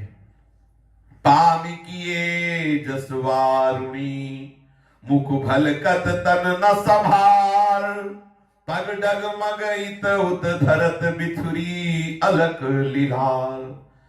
अब वो वन पथ से, वन की पगडंडी से वो लता वृक्षों की ओर जा रही है। वो कैसी विचित्र दशा है इस गोपी की, ऐसा लगता है इसने विचित्र प्रकार की मदिरा पी ली है। पान किए जैसे वारुणी, जैसे कोई मदिरा पी हो, उसे शुद्ध नहीं हो, ऐसे श्याम सुंदर की रूप मादकता में छकी हुई ये गोपी दूर से ऐसा लग रहा है जैसे कोई विचित्र मदिरा पिए हो। ऐसा लगता है कि बहुत उन्माद में है, इसका मुख लाल लाल हो रहा है, इसके मुख से ज्योति निकल रही है, लाल लाल किरणें निकल रही हैं। देखो देखो सखी, इस उन्मत्त गोपी की ओढ़नी गिर गई, इसको सुध नहीं है। अब तो ये केवल कंचुकी और लहंगा ही धारण किए हुए है, शरीर पर अलके बिखर रही है, कुंतलों की लट गोपी के ललाट पर झूल रही है। उन्माद की इस दशा में वो आगे दक्षिण और पश्चिम के कोण की ओर चलती जा रही है। देखो उसकी चाल देखो, डगमग गति से चल रही है। वो अपने निवास स्थल से बहुत दूर चली गई है कि तुझे पता भी नहीं कि मैं कहां जा रही हूं। जब अपने तन का ही भान नहीं उसे, तब फिर आवास कहां, कितनी दूर है, ऐसा कौन जाने। पैर रखती है कहां, पड़ता है पैर कहां, जाना कहां है, जा कहां रही है, कोई सुध नहीं है। वो वृक्षों से, लताओं से टकरा जाती है। पर बड़ी विचित्र बात है, ये जो ब्रज की लताएं हैं, ये शाखाएं हैं, उसको कोमल कोमल पल्लवों से संभाल लेती है। अर्थात कहीं खरोच न लगने पावे, कहीं कष्ट, वो लताएं उसका आलिंगन कर लेती, उसे संभाल लेती, कोमल कोमल पुष्प और पल्लव उस गोपी को थाम लेते हैं। वो गोपी आगे बढ़ती जा रही है। आप पहुंची अब वो उस तमाल की शीतल छाया में जो उत्तर वाहिनी कलिंद नंदिनी सी यमुना जी के तट पर है। वो बड़ी बड़ी आंखों से आश्चर्यचकित होकर देख रही, चारों ओर केवल जन शून्य वही लताएं कुंजे दिखाई दे रही। कल कल करती हुई श्री यमुना जी मानो गोपी का स्वागत कर रही हो।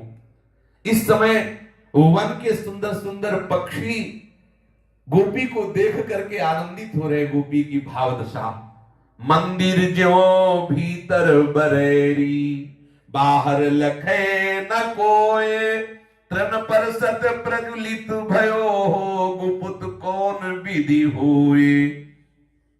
अब देखो वो जो गोपी यमुना के समीप तमाल कुंज में आई, वो एक शीतल तमाल की लता के नीचे आंख बंद करके बैठ गई।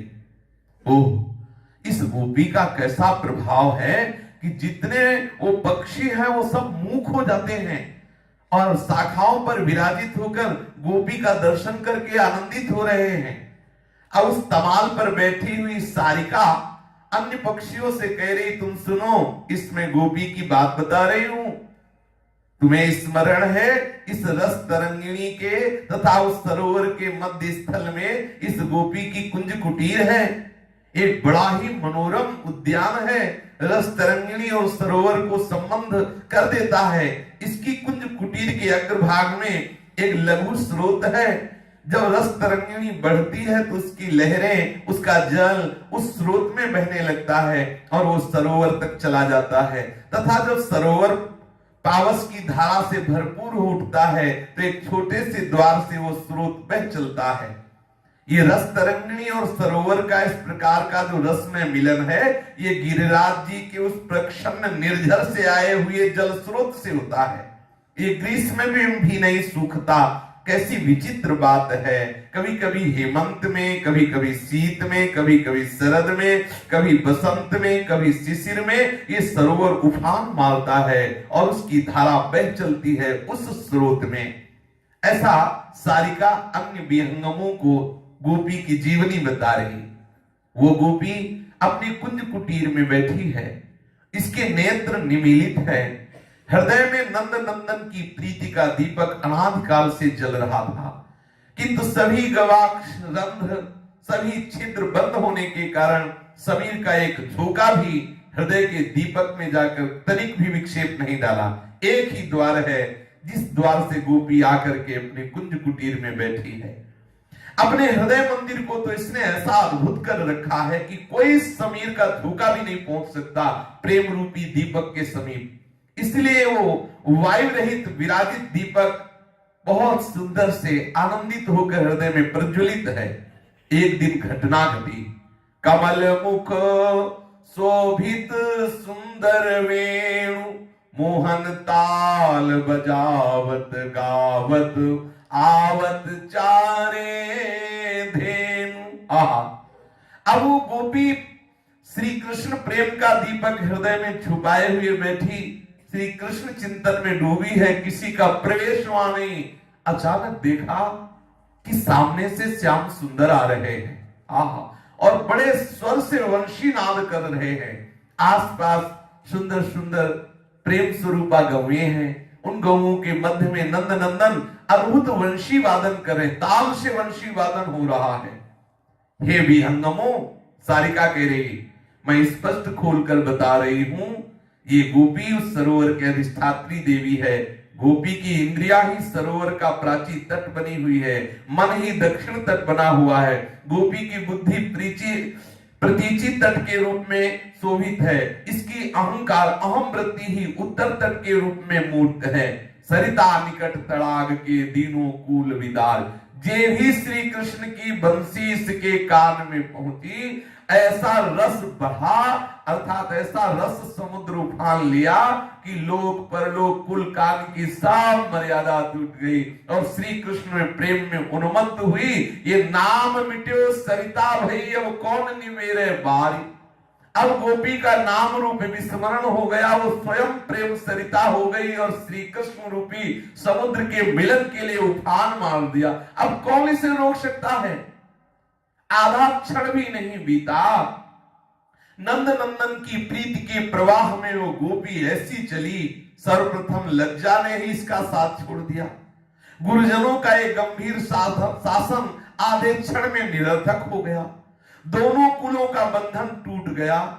सब कुछ छोड़कर सबको रौंदती हुई ये गोपी, सब प्रतिबंधकों को पार करती हुई गोपी नंद नंदन के लिए दौड़ पड़ी। प्रबल वेग से कोई भी रोक नहीं सका, कोई भी रोक नहीं सकता, क्योंकि इसे श्री कृष्ण का अद्भुत प्रेम प्राप्त हो गया। आधे क्षण में ये सब हो गया कि गोपी की लोक लज्जा सब छूट गई। जब नंद नंदन सामने आकर वंशी वादन किए, दो कुल कूल परमित नहीं हो, वाही तरत न लागी बार। आहा, वंशी नाद ने, श्री कृष्ण की रूप माधुरी ने, जो लोक परलोक की चाह है, जो कुल मर्यादा है, लोक लज्जा जिससे पार होना बड़ा कठिन है, क्षण में एक क्षण में आई ब्रजनार सुनत बंसीरो गृहपति बंधु बिसारे, दर्शन मदन गोपाल मनोहर मन सिजतापनियो। इस वंशी नाद ने, इस बंसी वाले की सुंदर मुख माधुरी ने सब कुछ विस्मृत करा दिया। विधि भाजन ओछो रच्यो हो, लीला सिंधु अपार, उलटि मगन तामे भयो हो, अब कौन निकासन हार। तुम्हें कैसे बताऊं, ये ब्रह्मा जी ने जो हृदय रूपी पात्र रखा बड़ा वो अच्छा है, बहुत छोटा है। और ये जो लीला है ना, प्रेम चरित्र, ये अपार समुद्र है। कहीं छोटे पात्र में, छोटे घड़े में प्रेम समुद्र आ सकता है। हमारा हृदय कितना है, बोले छोटा घड़ा। और ये प्रभु की और गोपी की लीला कैसी, बोले प्रेम समुद्र। भला इस छोटे से ब्रह्मा के रचे हुए हृदय रूपी घड़े में वो प्रेम समुद्र कैसे आ जाए। उलटि मगन तामे भयो हो, कौन निकासन हार। प्रभु का जो लीला समुद्र अपार है, हमारा हृदय रूपी पात्र उस लीला समुद्र में ऐसा डूब गया, ऐसे अतल तल में चला गया, अब कोई निकाल नहीं सकता। क्यों? चित्त आकर से वो नंद के मुरली मधुर बजाए, जे लज्जा जग लाजो, सो लज्जा गई लजाए। इस नंद नंदन ने हमारे चित्त को ऐसा आकर्षित कर लिया वंशी वादन करके कि समस्त संसार लज्जा में बंधा हुआ है, और श्री कृष्ण के द्वारा आकर्षण को लजा दिया, अर्थात लोक लाज का त्याग करके श्री कृष्ण के चरणों में आसक्त। प्रेम मगन ग्वालीन भई सूरदास प्रभु। गोपी ऐसे श्री कृष्ण प्रेम में मगन हुई कि नील सुंदर श्याम सुंदर समीप आए और उस गोपी के बाहुओं में बाहु जे ही पधराया। गोपी को आया कि वो श्री कृष्ण सब प्रेम मगन ग्वालिन भई सूरदास प्रभु संग, श्रवण नयन मुख नासिका, जो कंचुकी तजत भुजंग। उस गोपी की ऐसी स्थिति हो गई जैसे सर्प केतुल को छोड़कर दोबारा कभी उसकी स्मृति ही नहीं करता। ऐसे वो श्याम सुंदर में मगन हो गई कि उसे शरीर की शुद्ध ही फिर पुनः नहीं आई। श्याम सुंदर की प्रेम मगनता में गोपी को कभी शरीर की शुद्ध नहीं आई।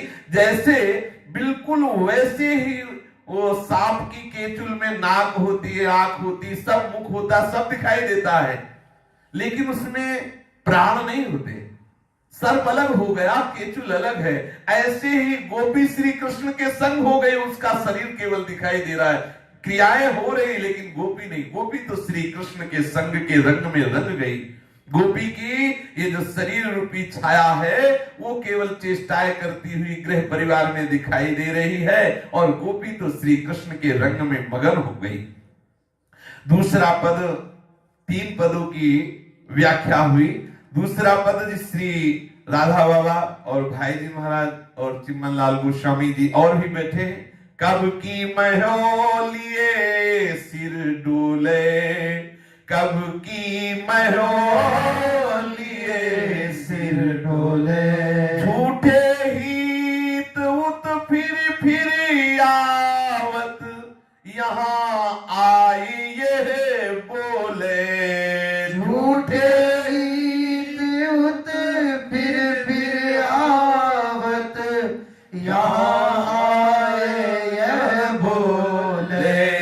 कब की महोलिए सिर डोले, कब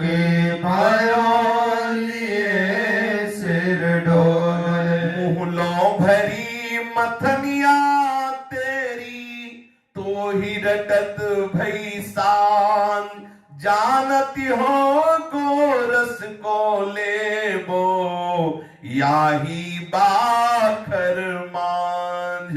बोलो भई मथनिया तेरी, तो रटत भई सांझ, जानती हो रस को लेवो, याही बाकर मांझ। इत तो आए बात सुन मेरी, कहे बिलग जिन माने, तेरे घर में तू ही सयानी और बेची नहीं जाने। इत तो आए बात सुनी मेरी, कहे बिलग जिन माने, तेरे घर में तू ही सयानी और बेचे नहीं जाए। भ्रमत ही भ्रमत भरम गई ग्वालिनी, बिकल भई बेहाल, सूरदास प्रभु अंतर्यामी, आई मिले तत्काल। भ्रमत ही भ्रमत भरमी गई ग्वालिनी, बिकल भई बेहाल, सूरदास प्रभु अंतर्यामी, आई मिले तत्काल। अब ये पद सुनते ही बाबा डूब गए, और जहां लीला हो रही है, जिस धरा में सूरदास जी ने पद रचना की, उसी धरा में पहुंच गए। और बाबा बोलते जा रहे हैं और लीला सामने देखते जा रहे हैं। उसका अर्थ शिशिर के अंतराल से बसंत की सुषमा नंद महल के सामने अवस्थित उन आम्र तरुओं पर व्यक्त होने जा रही है। आज नंद नंदन प्रातः काल रश्मियों को देख लेने पर भी चुपचाप घर के भीतर छुपे हुए हैं। मैया चाह रही है कि महल से बाहर आवे, गौशाला में चले। बहुत से ब्रजवासी जन सुबह से केवल इसी बात की ताक में रहते नंद महल में कि लाला निकले और हम दर्शन करें। मैया भी चाह रही, पर आज नंद के लाडले मैया का लहंगा पकड़े हुए उसी में छुप रहे हैं। जब मैया बाहर ले चलना चाहती है तो बिगड़ जाते हो, बाहर जाना नहीं चाहते। मैया बाध्य हो जाती है, फिर दुलार करके घर में ही दुलार करने लगती, बैठ जाती है। इतने में एक आवाज आई, दही लो, अरे दही ले लो। मनुष्यंदी स्वर सहसा गूंज उठा मैया के कानों में। स्वर में एक बड़ा आकर्षण है, बड़ी मिठास है, बड़ा आर्त है। मैया इतना मधुर स्वर मानो कभी नहीं सुना। मैया ने कहा, मेरे लाल देखो, कोई ग्वालिनी दही बेचने आई है, बाहर चल के देख तो सही। अरे नीलमणि, मेरे प्यारे श्याम सुंदर, कोई दरवाजे पे आवाज लगा रहा है, दही ले दही। बड़ा आर्त भाव है, बड़ा आकर्षण है। आप चलो, एक बार तो चलो। अपने नीलमणि को भुजपास में मैया भरती है और कपोल में चुंबन करती है अपने लाला के, और कह रही, चल तो तू बाहर तो चल। किंतु आश्चर्य की बात, आज तो यशोदा नंदन ऐसे तुले हैं कि बाहर जाने के लिए ही तैयार नहीं हो रहे। आहा, अरे मैया मुझे ठंड लग रही है, मैं बाहर नहीं जाऊं। बाहर में जाना चाहूं तो नहीं, क्योंकि ठंड बहुत है। नंद नंदन ने मानो विनती की ऐसा मैया से, और सुंदर वायु नंद नंदन की बात को सत्य करने के लिए चलने लगी। फिर आवाज आई, दही लो दही, कोई दही लो। मानो इस बहाने से वो पुकार रही है कि एक बार नंद नंदन बाहर निकले, मैं उनका दर्शन कर लूं। ऐसा स्वर है कि प्राणों का आकर्षण हो रहा है, पूरे नंद महल में छा रहा है। दही ले लो दही, मानो वो आवाहन कर रही हो श्री कृष्ण का। मेरे लाल, कोई तेरे राज्य की ग्वालिनी ऐसी दैन्यता से पुकार रही तेरे दरवाजे पर, दही बेचने आई। कितना करुण पुकार है, मानो वो इस बहाने से तुझे देखना चाहती। चलो तो देखो तो सही, चल मेरे असंख्यों प्राणों के प्राण, एक बार चलकर देख तो सही, ये कौन दरवाजे पे ग्वालिनी आई है। आहा, आतुर कंठ से बुला रही है। वो किसी दही के ग्राहक को दही तो अपने घर में सत सत मटकों में भरा हुआ है, परंतु मेरे नीलमणि, मेरे प्राण प्यारे कृष्ण, इसकी आवाज में इतनी मिठास है कि इसका दही तो जरूर अपने घर के दही से भी ज्यादा मीठा होगा। अपने घर में दही तो कमी नहीं है, पर ये दरवाजे पे जो ग्वालिनी पुकार रहे, इसकी आवाज में इतनी मिठास है कि इसके हाथ का दही जरूर अपने घर से भी श्रेष्ठ मीठा होगा। चलो चलते हैं, इसके समीप चलते हैं, बड़ा अत्यंत सुमिष्ट इसका दही होगा। देख देख तू भी सुन कैसी मीठी पुकार है उसकी। इस प्रकार मैया प्रलोभन का जाल रच करके नीलमणि को बाहर ले जाना चाहती है, किंतु नीलमणि मैया को खींच करके प्रतीची की ओर से कालिंद नंदिनी के यमुना जी के किनारे ले जाने के लिए चेष्टा कर। मैया समझ गई। अब उसके नीलमणि दिनकर नंदिनी अर्थात श्री यमुना की धारा के समीप खेलने का विचार कर रहे हैं। वहां सुबल, श्रीदामा, विशाल, स्तोक, कृष्ण आदि जो पहले से विराजमान सखा थे, जो खंभों की ओट में छुपे हुए थे और मैया को देख रहे थे और लाला को इशारा दे रहे थे कि अगर मैया देख ली तो डांटेगी, तो इसलिए खंभों में छुपे हुए थे, नंदालय के महल के खंभों में, और लाला को इशारा कर रहे थे कि यमुना के किनारे अपना खेल होगा।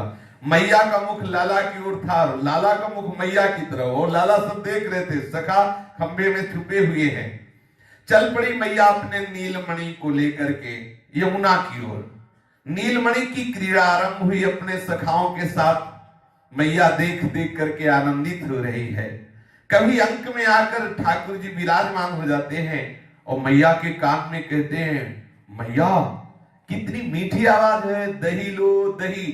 अब फिर कूद पड़ते, फिर सखाओ। मैया को फिर याद आई वो गोपी कितने आर्त से पुकार रही थी, दही लो दही।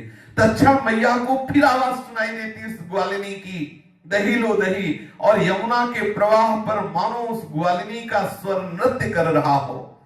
कल्लूलिनी की कलकल धारा मैया को मानो लगने लगी कि दही लो दही ऐसी पुकार होकर रही यमुना भी। और तो क्या, मैया अपनी आंखों से देखने लगती है, मानो निकट ही वो दही बेचने वाली कहीं छिपी खड़ी है और उसका आर्त स्वर गूंज रहा है। मैया को ये भान भी हो रहा है कि नीलमणि का भी अब खिंचाव हो रहा है उसकी पुकार की तरफ। जैसे तैसे नील सुंदर को भुला करके मैया उन जो सखा खेल रहे थे उनसे लिवा लाई और एक कक्ष में ले गई। उन्हें कुछ खिलाती हैं, इतने में मैया की कान में फिर आवाज पड़ी, दही लो दही। इस बार मैया रोक नहीं पाई अपने को। नीलमणि श्याम सुंदर को लेकर के बाहर आई। एक विचित्र सी अवस्था, मैया के अवस्थित हो जाने के कारण नीलमणि समीप में ही मैया को पकड़े हुए खड़े हैं। मैया भ्रांत सी हुई महल के बाहर आकर खड़ी हो जाती है और देखती है कि अत्यंत सुंदर एक गोपी, सिर पर छोटा सा दही का मटका है, और उन्मादिनी वो बार बार केवल दरवाजे पे ही घूम रही, कहीं नहीं जा रही। वो सुबह से दरवाजे पे ही घूम रही। लाला यमुना किनारे खेल आया फिर सब, लेकिन वो बस उतने में दही ले ले दही, बस दरवाजे पे घूम रही, वो पुकार रही, बस वही। मैया देखती रह जाती है और ग्वालिनी फिर वही घूम रही। कब की महो लिए सिर डोले। मैया ने कहा कि तुझे और कहीं बेचने के लिए जगह नहीं, सुबह से यही दरवाजे पे ही दही ले ले दही, कोई आ नहीं रहा, कोई खरीद नहीं रहा, और तू यही केवल। आहा, नील सुंदर आंखें नचा करके मैया की तरफ देखते हैं और लहंगे में छुप जाते हैं मैया के। 1 2 3 घड़ी बीत गई। निमीलित नेत्रों से मैया अपने लाल को अंक में लिए हुए सुख में डूबी हुई है। सखा आकर घेर लेते हैं, किंतु ये तो घड़ी का विचार भी बाह्य दृष्टि से है। मैया कितने काल के लिए डूब रही है लाला के नेत्रों के नचाने वाले सुख में, जो हो। फिर मैया की आंखें खुली, तुरंत व्यथा और करुणा से पूर्ण हो, फिर स्वर सुनाई दिया, दही लो दही। मैया फिर विस्मित हुई, यंत्रवत पुनः सामने जो महल के देखती है वही ग्वालिन, झूठे ही इत उत फिर यावत, वही ग्वालिन। मैया कह रही 3.5 पहर बीत गया, तू यही डोल रही दरवाजे पे। झूठे ही तू कह रही दही ले दही, तुझे दही बेचना होता तो और गलियों में जाती। तू नंद महल के 3.5 पहर व्यतीत हो गए, बार बार डोल रही है। यही मैया के समीप विराजमान श्री लालजी महाराज, आहा, उस गोपी छुप छुप के उस गोपी को देख करके मैया बोली, मुझे लगता है कि तू दही बेचने तो अवश्य आई है, किंतु तू झूठ मूठ दही बेचने की लीला कर रही, तू मेरे द्वार पर ही बार बार घूम रही। इसका मतलब तेरा उद्देश्य कुछ और है, दही बेचना नहीं। तेरे मन की कोई दूसरी बात है, बता, मैं सुनना चाहती हूं। क्या बात है, क्या चाहती है तू केवल दही बेचने तो आई नहीं, क्योंकि 3.5 पहर हो गए मेरे दरवाजे पे आवाज करती हुई, कोई ले नहीं रहा, कोई तेरे से बात नहीं कर रहा, फिर भी तू यही बोल रही दही ले दही। बोलती क्यों नहीं रही? देख, मैं प्रातः से तेरा यही स्वर सुन रही हूं, कहीं भी अब तक किसी ने तेरा दही लिया नहीं, क्योंकि तू कहीं गई नहीं। मटका ऊपर तक ज्यों का त्यों भरा, क्योंकि छलक रहा है। मैया पुनः रुक करके फिर बोली कि तू क्या इस गली में कोई दही खरीदने वाला है क्या? जानती है यहां कोई दही खरीदने वाला है? सुबह से तू आवाज लगा रही, नहीं, कहीं कोई यहां दही खरीदने वाला नहीं। अरे तू बता तो सही, तू चाहती क्या है?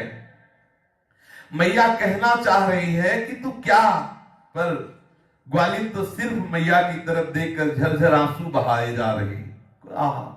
बड़ा ये रसमय क्षेत्र है, ये जो ब्रज रस है बड़ा रसमय है।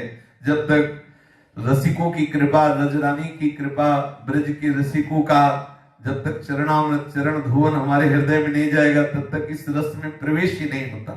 ग्वालिनी कुछ बोल नहीं रही। ये ऐसा रस है कि उद्धव जैसा महाज्ञानी, बृहस्पति जी का शिष्य भी, जो श्री कृष्ण के समीप रहने वाला, श्री कृष्ण की जूठन पाने वाला, श्री कृष्ण की पोशाक पहनने वाला, नहीं जानता था इस रस को। जब गोपियों की कृपा हुई, तब जब ये रस मिला तो वो सब रस फीका हो गया। ग्वालिनी की आंखों में झरझर आंसू का प्रवाह बह रहा है। मैया निकट जाके कहती है, देख सखी देख, मेरी बात का बुरा मत मानना, क्या तेरे घर में कोई और दही बेचने वाला नहीं? तुझे जैसी बावरी को दही बेचने भेजा है? सुबह से यही दही ले ले दही, जब मैं पूछ रही तो आंखों से आंसू बह रही है। हमें लगता है तुझे दही के ग्राहक को पटाने वाली केवल तू ही एक सयानी, तेरे घर में और कोई नहीं। अरे ऐसे से दही बिचवाया जाता है तो थोड़ा चतुर हो, तू तो बावरी खड़ी है ये। मैया ने कहा, वैसे मैं ऐसा बोलना नहीं चाहती थी, लेकिन मैं बोल गई हूं, तुझे दुख तो नहीं? इत तो आय बात सुन मेरी, कहे बिलग जिन माने, तेरे घर में तू ही सयानी और बेच नहीं जाने। भ्रमतई भ्रमत भरम गई ग्वालिन, बिकल भई बेहाल, सूरदास प्रभु अंतरयामी, आए मिले नंदलाल। आहा, गोपी देख, सूर्य की किरणें अब नहीं दिख रही हैं, संध्या की नीरवता है, तू कुछ तो समझ। मैया देख रही ग्वालिनी की ओर, ग्वालिनी की लंबी लंबी सांसें, आहा, प्रेम की दशा, लंबी लंबी सांसें, मोटे मोटे अश्रु, बस नंद भवन के द्वार की तरफ देख रही हैं, कुछ बोल नहीं पा रही। मैया समझ रही है, मैया ये समझ रही कि शायद है मेरी बात का इसको और दुख हो गया, इसीलिए लंबी लंबी सांस ले रही। ग्वालिनी की आंखों से झरता हुआ अश्रु, ऐसा अनर्गल प्रवाह, अत्यधिक श्रांति से भरा हुआ कलेवर मैया की आंखों में बैठ रहा है। अर्थात मैया को छवि ग्वालिनी का रोना, लंबी लंबी सांसें लेना, उनके हृदय में, उनके नेत्रों में प्रभाव पड़ रहा है। धैर्य रखना अब मैया के लिए संभव नहीं रहा।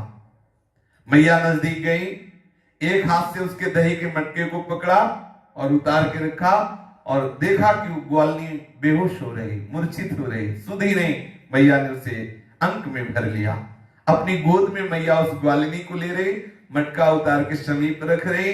मैया को स्पष्ट अनुभव हो रहा कि कितनी वेदना है इसके हृदय में, ग्वालिनी के प्राण तड़प रहे हैं।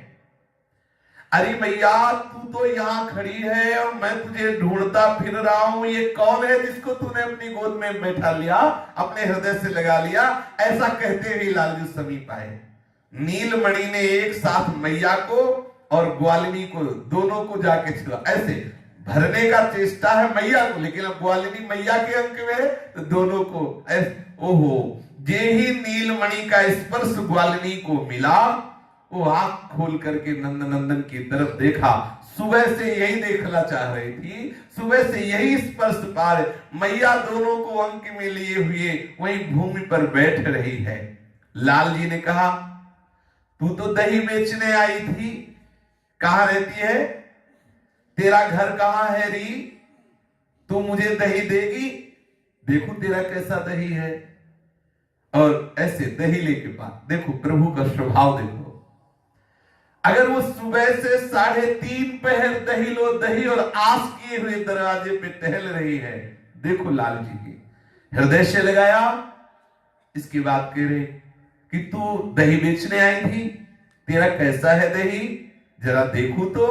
अब उसे सुध ही नहीं है, अपने हाथ से दही लेके पार है। ओहो, बड़ा मीठा दही है। नीलमणि ने उस गोपी का दही पाया, बड़ा मीठा दही। नंदनंदन ने दही का आस्वादन किया और ग्वालिनी आंखों से आंसू बहाते हुए ठाकुर जी की तरफ देख रही। इतना प्यार, अगर सुबह से इंतजार किया तो देखो ठाकुर जी कितना प्यार कर रहे हैं। देख रही कि हमारा प्यार कैसे ठाकुर जी स्वीकार कर रहे हैं। चेतना शून्य हो गई। मैया ने फिर संभाला उस ग्वालिनी को। नीलमणि मैया की नजर बचाकर उस ग्वालिनी की तरफ देखते हैं। जब ग्वालिनी की आंख में आंख मिलती है तो हंस देते हैं ठाकुर जी और मैया से कहते हैं, मैया संध्या का समय हो गया, अब तो दही बिकने वाला नहीं इसका। अरे कहां जाएगी, दिन भर की थकी, अपने घर में रोक लेते हैं। ठाकुर जी ने कहा, अरे कहां जाएगी बेचारी, और इसे अपने घर में, और अपने घर में बहुत सुंदर, ये जब नींद ले लेगी ना फिर सुबह इसे भेज देंगे। देखो मैया थक गई है, ये रात्रि है, अब ये कहां जाएगी अकेली, तू इसे अपने घर में रख लेगी ना, मैया से रख लेगी ना। इसके घर में कौन कौन है, भैया तू पूछ, इसके घर में कौन कौन है। मैया ये भूखी लग रही है, इसको भूख लगी है। अच्छा, प्रातः काल से यही पुकार रही थी, दही लो दही। मैया मुझे तो लगती है बरसाने की है। श्री लाल जी कह रहे, मुझे तो लगती बरसाने की है, क्योंकि इतना प्यार उसी गांव में है।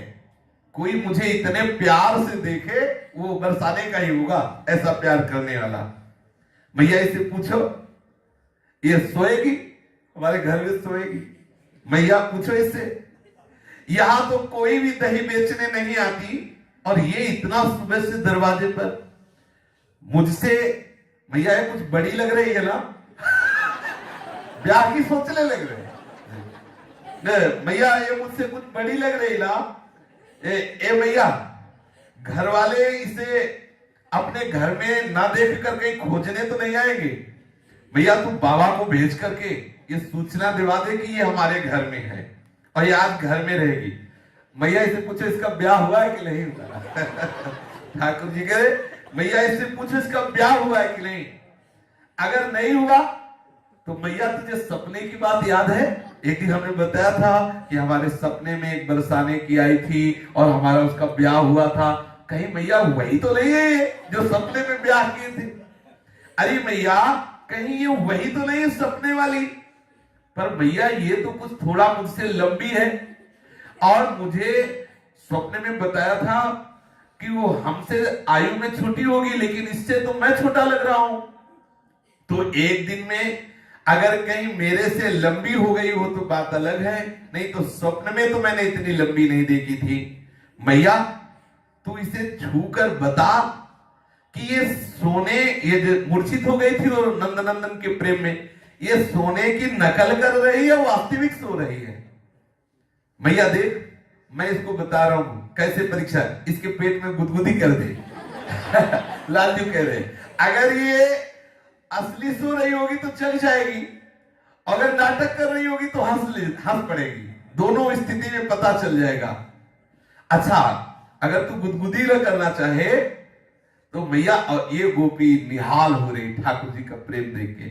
अब मैया मैं बताऊं दूसरा उपाय, तो थोड़ा इसी के मटके से दही लेके, क्योंकि ठाकुर जी ने पाया ना, बोले इसका इसी के मटके से थोड़ा दही लेके इसके मुख में डाल दो।